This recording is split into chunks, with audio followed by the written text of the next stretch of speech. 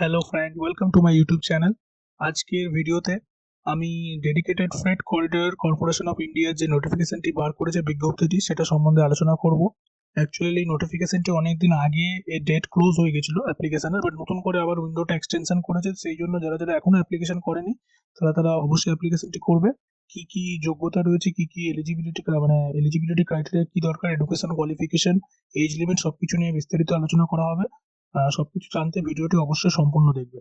তো আমি পিডিএফটি বার করে নিয়েছি, যেটা ওয়েবসাইটে রয়েছে ডেডিকেটেড ফ্রেট করিডর ইন্ডিয়া কর্পোরেশনের। তো এইখানে যে নোটিফিকেশনটি ডিএফসিসিআইএল এর নোটিফিকেশনটি আছে, এখানে অ্যাকচুয়ালি যে ডেটটা ছিল ওটা আগের মানে এক্সটেন্ড করেছে 22 মার্চ 2025 অবধি।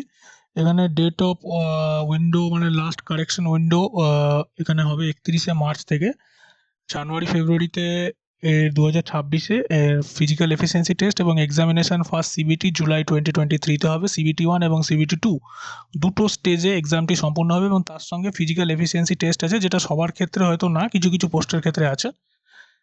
এইটা হচ্ছে অ্যাকচুয়াল নোটিফিকেশনটা, এই ডেটটা আগে ছিল। তো এটা এখন ডেটটা চেঞ্জ হয়ে এখানে নিচের ডেটটা 16ই ফেব্রুয়ারি অবধি ছিল, সেটা এখন দুবার এক্সটেন্ড হয়েছে। এর আগে একবার এক্সটেন্ড হয়েছিল, এবার একবার এক্সটেন্ড হয়েছে। এক্সটেন্ড হয়ে এটা করা হয়েছে, ডেটটা হচ্ছে 22 মার্চ অবধি। এইখানে ডিটেলস অফ দ্য পোস্ট দেওয়া আছে। এখানে ফার্স্টে হচ্ছে চার্টার্ড অ্যাকাউন্ট্যান্টের জন্য যে পোস্টটা আছে সেই পোস্টটা এখানে দেওয়া আছে। এখানে কতগুলো ভ্যাকেন্সি আছে। তারপর হচ্ছে ইঞ্জিনিয়ারিং এর জন্য ডিপ্লোমা ইন সিভিল ইঞ্জিনিয়ারিং থাকা দরকার, বা বিটেক ইঞ্জিনিয়ারিং হলেও হবে সেক্ষেত্রে, হায়ার কোয়ালিফিকেশনের জন্য। তারপরে এইখানে আরও আছে ইলেকট্রিক্যাল এবং ইলেকট্রনিক্স টেলিকমিউনিকেশন। তাছাড়া মাল্টিটাস্কিং স্টাফ, যেটা এখানে সবচেয়ে বেশি ভ্যাকেন্সি রয়েছে, সেইটার জন্য এখানে টোটাল যে ভ্যাকেন্সিটা দেখতে পাচ্ছেন 464 এর মতো ভ্যাকেন্সি আছে এখানে। আর ম্যাট্রিকুলেশন থাকা দরকার ক্লাস 10th, এবং তার সাথে এখানে আইটিআই 1 ইয়ার এক্সপিরিয়েন্স, আইটিআই গ্রেডটা থাকা দরকার। হায়ার কোয়ালিফিকেশন হলেও এই গ্রেডটা অবশ্যই থাকা দরকার। আইটিআই গ্রেডটা এখানে পরে সেটা মেনশন করা আছে এসেন্সিয়াল কোয়ালিফিকেশনের জন্য। এখানে ইম্পর্টেন্ট ইনস্ট্রাকশন কিছু আছে যে কি কি কোয়ালিফিকেশন থাকতে হবে। এটা ডিপ্লোমা ইঞ্জিনিয়ার হলে, সেটা যদি ল্যাটারাল এন্ট্রিতেও ডিপ্লোমা ইঞ্জিনিয়ার হয় সেটাও এখানে এলিজিবল, এবং 4 ইয়ার বিটেক অবশ্যই হতে হবে বিটেক হতে গেলে। আর এখানে প্রেসক্রাইবডের ক্ষেত্রে মাল্টিটাস্কিং যে স্টাফ আছে এমটিএস, তাই সেক্ষেত্রে যেটা বললাম যে ট্রেড সার্টিফিকেটটা দরকার ম্যাট্রিকুলেশনের পরও। এখানে তাছাড়া বাদবাকি ডিটেলস কিছু নোটিফিকেশন দেওয়া আছে, এগুলো আমাদের ইম্পর্টেন্ট না সেক্ষেত্রে। এখানে ক্যান্ডিডেটের পোস্ট কোয়ালিফিকেশন দেওয়া আছে, যেগুলো হচ্ছে ইউনিভার্সিটি ডিগ্রির ক্ষেত্রে। এগুলো পিডিএফটা আমি অবশ্যই দিয়ে দেবো ডেসক্রিপশনে, সেটা একবার দেখে নেবেন আপনারা। আর যেগুলো ইম্পর্টেন্ট জিনিস এগুলো ডিসকাস করছি। এখানে এজ লিমিট দেওয়া আছে 18 থেকে 13 ইয়ার ম্যাক্সিমাম। 33 ইয়ার আছে এমটিএস এর জন্য, একটু এজটা বেশি আছে। ওবিসি আর এসসি এসটিতে 5 বছর আর 3 বছরের যথাক্রমে আপনার রিল্যাক্সেশন পাচ্ছেন, এবং তার জন্য অবশ্যই আপনাকে সেন্ট্রাল লিস্টের ওবিসি হতে হবে, মানে ওবিসি এনসিএল সার্টিফিকেট দরকার আছে। এবং এসসি এসটিতেও আপনাকে হায়ার অথরিটি থেকে সাইন করাতে হবে। সেক্ষেত্রে যে রেকগনাইজড অথরিটি আছে সেখান থেকে, সেটা এসডি অফিস হতে পারে বা আপনার মিউনিসিপ্যাল কর্পোরেশন থেকে। আচ্ছা, এরপরে আপনার আসছে এখানে নো অবজেকশন সার্টিফিকেট, যদি আপনি আগে থেকে কোনো জায়গায় এমপ্লয়মেন্ট থাকে সেক্ষেত্রে। সিলেকশন প্রসিডিওরে দেখছেন সিবিটি 1, সিবিটি 2।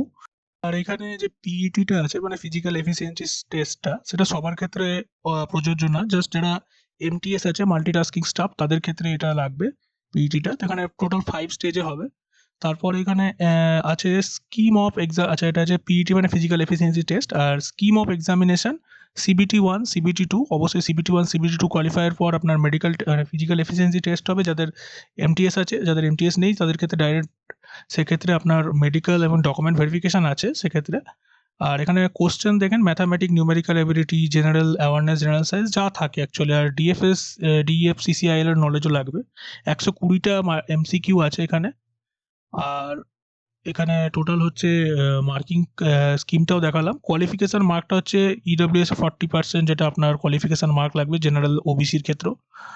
আর নো অবজেকশন সার্টিফিকেট আছে এখানে। এগুলো পিইটি একটা ইম্পর্টেন্ট আছে কি কি লাগবে, সেটা হচ্ছে মেল ক্যান্ডিডেটের জন্য আপনার 35 কেজি ওয়েট, 100 মিটার অবধি 2 মিনিট অবধি এখানে স্ট্যান্ডিংয়ে রাখতে হবে, সেক্ষেত্রে আপনার ওয়েট যাতে না পড়ে। ফিমেল ক্যান্ডিডেটের 20 কেজি সেটা। আর তাছাড়া 1000 metre run for male candidate 4 minute 15 সেকেন্ডের মধ্যে 1 চান্স, এবং প্রত্যেকটা ফিমেল ক্যান্ডিডেটেও সেটা 5 মিনিটের জন্য হয়ে যাবে। এখানে কিছু আছে, বাদবাকি যা ইনফরমেশন দেওয়া আছে এগুলো আমাদের জাস্ট একবার দেখে নিতে পারি। এখানে এনসিএল সার্টিফিকেটের ব্যাপারটাই বলা আছে। এনসিএল সার্টিফিকেটে কি কি লাগবে নন ক্রিমি লেয়ারের ক্ষেত্রে সেটা সবাই জানেন, 8 লাখের নিচে ইনকাম স্ল্যাব হতে হবে। তাছাড়া এখানে আরও অনেক কিছু দেওয়া আছে, এই ডিটেলস নোটিফিকেশন, যেটা আপনারা পড়ে দেখতে পারবেন পিডিএফটি খুলে।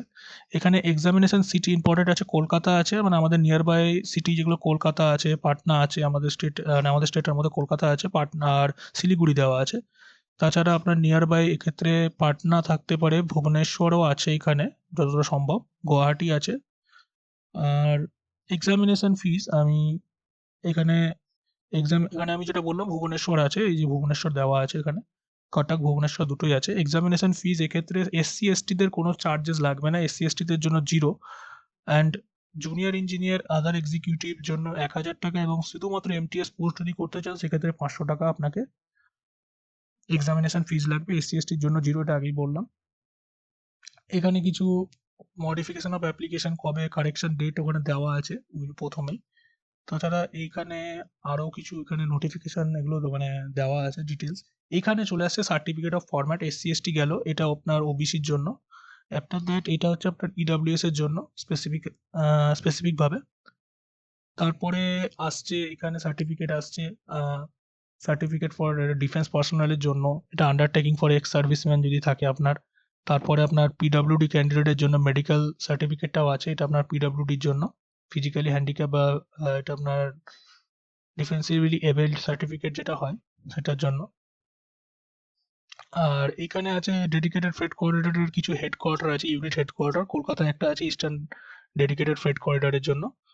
আর এখানে ডিটেলস আছে, ইলাস্ট্রেটিভ লিস্ট অফ ইনস্টিটিউশনের কিছু কিছু ডিটেলস দেওয়া আছে এখানে। কলকাতার আমাদের একটা আছে, নিচে এটা রয়েছে।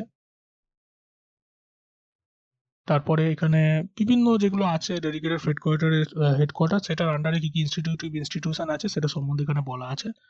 কলকাতারটা আমি এখানে এই যে কলকাতারটা দেওয়া আছে, ইস্টার্ন ডেডিকেটেড ফ্রেট করিডোরের আন্ডারে আসছে কলকাতাটা। আর এখানে কিছু কিছু আপনার যেটা দেওয়া আছে, টোটাল ভেরিয়াস পোস্ট দেওয়া আছে, সিলেবাস সম্বন্ধে, যে ভেরিয়াস পোস্টের কী কী সিলেবাস আছে। সিভিল থাকলে আপনাকে অবশ্যই সিভিলে যে সমস্ত আরসিসি বা সয়েল মেকানিক্স ফাউন্ডেশন, ইলেকট্রিক্যালের অবশ্যই কন্ট্রোল, এখানে আপনার আছে কন্ট্রোল সিস্টেমের ওপরে আছে, ইলেকট্রনিক্স টেলিকমিউনিকেশন সিগন্যালিং এর ক্ষেত্রে আছে, মাল্টিটাস্কিং এর ক্ষেত্রে যেটা জেনারেল সিলেবাস হয় এক্সামিনেশনের এমটিএস এর জন্য সেটাই আছে এই ক্ষেত্রে। আর বাদ বাকি এখানে অনেক কিছুই আছে, আপনাকে কি করে ডকুমেন্টস আপলোড করতে হবে, ফটো, সিগনেচারের ডাইমেনশন, লেফট থাম্ব ইমপ্রেশন, সার্টিফিকেটের ডাইমেনশন সবই দেওয়া আছে। তো ভিডিওটি ভালো লেগে থাকলে অবশ্যই লাইক, শেয়ার এবং সাবস্ক্রাইব করবেন। এই বিষয়ে ডিটেলস ভিডিও দরকার হলে অ্যাপ্লিকেশনের অবশ্যই সেটা কমেন্টে জানান, আমি অবশ্যই এটা নিয়ে হাজির হব। ধন্যবাদ ভিডিওটি দেখার জন্য।